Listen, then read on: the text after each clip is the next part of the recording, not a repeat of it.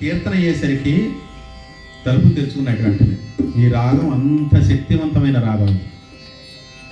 అసలు శంకరాభరణం సామాన్య ఈ రాగం నుంచే బిలహరి, ఈ రాగం నుంచే మోహన, ఈ రాగం నుంచే నడినకాంతి, ఎన్ని అద్భుతమైన రాగాలు పుట్టాయి ఈ రాగం నుంచి. ఒక బిలహరి రాగం చాలు. ఈ రాగంలో వెళ్ళేటప్పుడు అలా మోహన పాడేస్తారు, వచ్చేప్పుడు శంకరాభరణం వచ్చేస్తారు. సరిగ పద సరిగరి.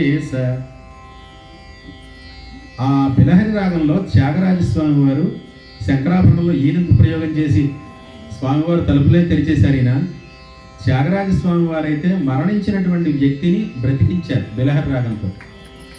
నా జీవాధార అనే కృతిని రచించి, అదే బిలహరి అంటేనే ఉంది. బిలం అంటే హృదయ గుహ, హరి అంటే జీవుడు. హృదయ గుహలో ఉండే జీవుడు బయటికి ప్రసరిస్తే మనం బ్రతికుంటాం.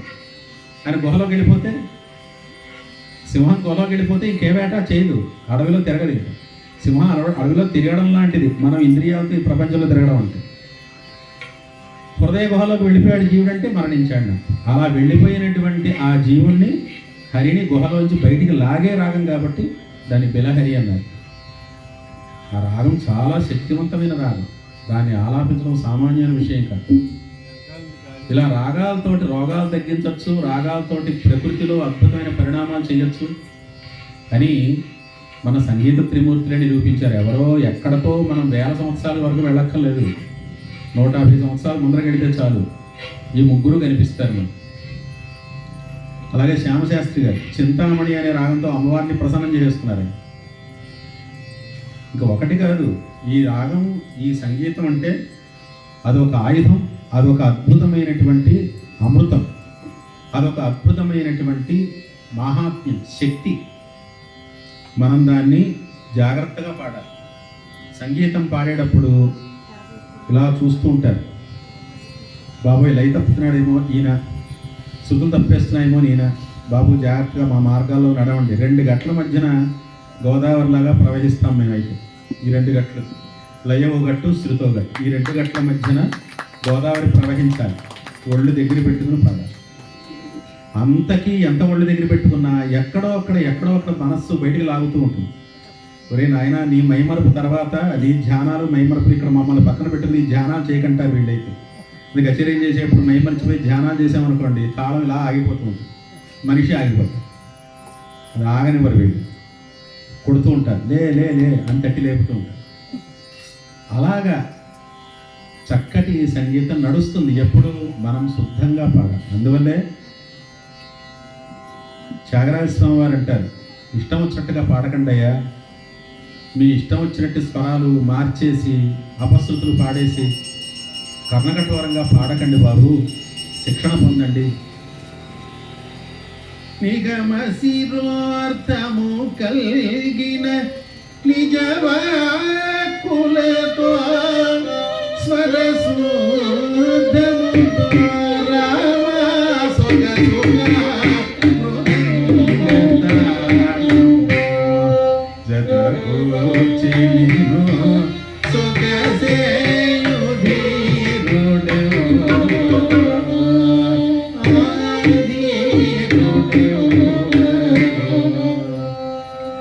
ఎన్నో కీర్తనలు పాడేయాలనిపిస్తుంది, కానీ హరికథలాగా చెప్పుకుంటూ వెళ్ళిపోతే బోల్డ్ కీర్తనలు పాడవచ్చు.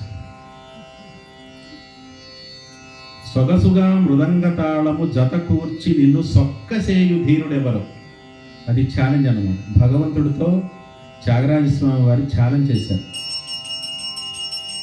మృదంగం పట్టు కూర్చుని, అయ్యా బాబు మమ్మల్ని ఏడిపించకండి అయ్యా, ఇంకా మమ్మల్ని వదిలేయండి అయ్యా, మాకు మీ సంభావనలో అక్కర్లేదు, మీ డబ్బులు అక్కర్లేదు, మేము ఇలా చల్లగా జాగ్రత్తగా వెళ్ళిపోతాం, మేము ఉన్న విద్య అంతా మర్చిపోయేట్టుగా ఉన్నాం, మమ్మల్ని వదిలేయండి బాబు అనిపించామంటే అంతకన్నా లయజ్ఞుడైనటువంటి నందీశ్వరుడి యొక్క శాపం ఇంకోటి ఉండదు.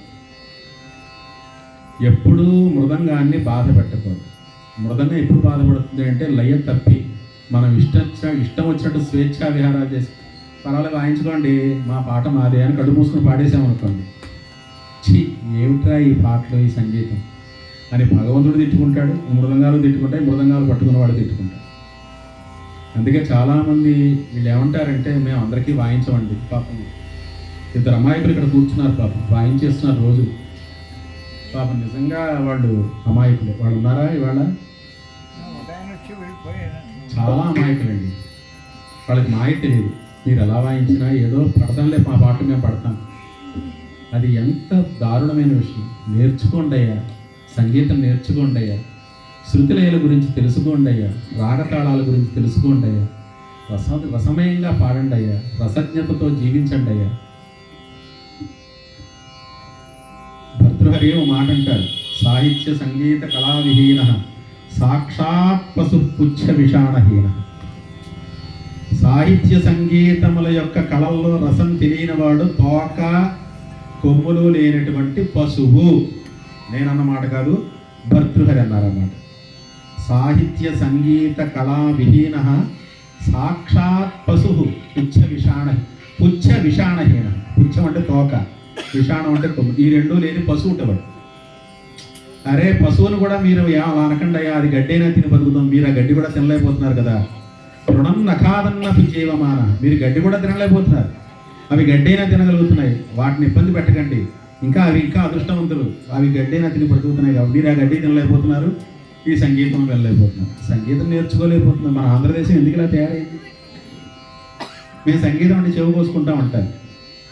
సరే చెవి కోసుకుంటా అక్కర్లేదు, చెవిలో పడితే చాలంటే అప్పుడు వాడు చెవి కోసుకుంటారు. మమ్మల్ని ఎప్పుడు వదిలేస్తారండి అంటే చెవి కోసుకుంటామంటే మమ్మల్ని వదిలేయడం కోసం చెవి కోసుకుంటామంటే అని అర్థం, వినడం కోసం కాదు. మీరు మమ్మల్ని బలవంతంగా కూర్చోబెడితే మా చెవులు కోసేసుకుంటాం జాగ్రత్త అని బెదిరింపు అన్నమాట. అది సంగీతం అంటే చెవి కోసుకుంటామనే మాటకు అర్థం అది. అందువల్ల ఇందుపల్లిలో గోపాలకృష్ణ పాపం యాగం పేరు చెప్పుకుని యాగం అనే వంకతో సంగీతాన్ని, అది అక్కడ ఇప్పుడు యాగం జరుగుతుందో తెలియదు, ఇక్కడ కచేరీ జరుగుతున్నాయి తెలియదు. ఇప్పుడు రెండింటినీ ఏకం చేసేసాడు. ఆ సమయం ఈ సమయం ఒకటైపోతుంది. ఏదో సాయంకాలం 1 గంట సేపు అన్నాడు, మొట్టమొదట్లో 2 గంటలు అన్నాడు, ఇప్పుడు 4 గంటలు అయింది, ఇప్పుడు 8 గంటలు. అక్కడ పొద్దు నుంచి ప్రారంభిస్తే ఇక్కడ పొద్దు నుంచి సంగీతం నడుస్తూనే ఉంటుంది. ఇంత అభివృద్ధి జరుగుతున్నా సంగీతం నేర్చుకుంటామండి, మాకు నేర్పండి, మీరు ఏదో చెప్పారు మంచి మాటలు అని ఎవరు కూడా ఉత్సాహపడలేకపోతున్నారు. ఎవరు ఇన్స్పిరేషన్ ఎవరు పొందలేకపోతున్నారు. ఎందుకు జరుగుతోంది అని అంటే చెవికి సంగీతం సరిగ్గా ఎక్కట్లేదు. మేము ఏదైనా పాట పాడితే ఏమంటే దీని అర్థం ఏంటని అడుగుతారు. అర్థం అడగండి. నేను అర్థాలు చెప్పడం మానేశాను. ఇదివరకు చెప్పేవాడిని. ఈ అర్థాలు చెప్పి మొన్న చాలా ఇబ్బంది పడ్డాను. నాకు లయ కూడా నాకు జ్ఞాపకం రాలేదు. నేనేం ముక్తాయి వేస్తాను నాకే అర్థం కాలేదు. ఒక మధ్యలో మాట్లాడకూడదు. ఇప్పుడు ఎందుకు మాట్లాడారంటే మళ్ళీ మాట్లాడి కాసేపు ధ్యానం చేసుకుని మళ్ళీ వెళ్ళాల్సిందే. మీరందరూ పాపం తెలుసుకోవాలని కూర్చున్నారు కాబట్టి మాట్లాడాలనిపిస్తుంది. మాట్లాడిన తర్వాత మా మనసు మాతో పోట్లాడుతుంది. ఎందుకురా స్వరాలన్నీ మర్చిపోతావు, ఎందుకు ఈ మాటలు హాయిగా పాడక అంటూ మీతో మాట్లాడతాం, మనసుతో పోట్లాడతాం. అందువల్ల అదేం లేకుండా మీరు హాయిగా సంగీతాన్ని అలవాటు చేసుకోండి.